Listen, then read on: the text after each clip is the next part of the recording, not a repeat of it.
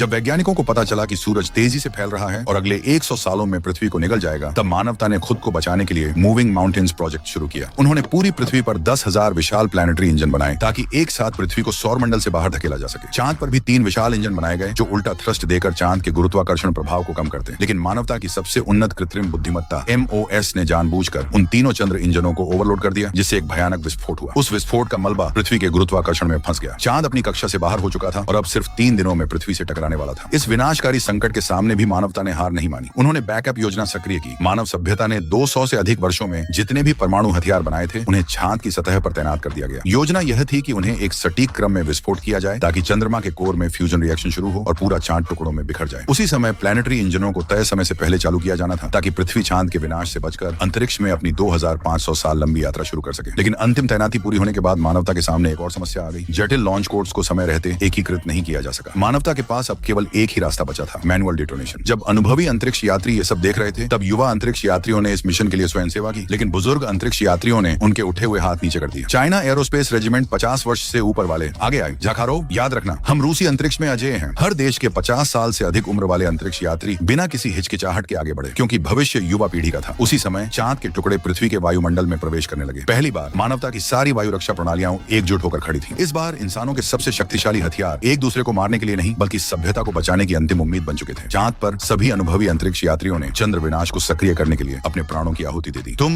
धन्यवाद। विशाल नीली रोशनी का स्तंभ यह घोषणा कर रहा था कि पृथ्वी ने आधिकारिक रूप से ब्रह्मांड की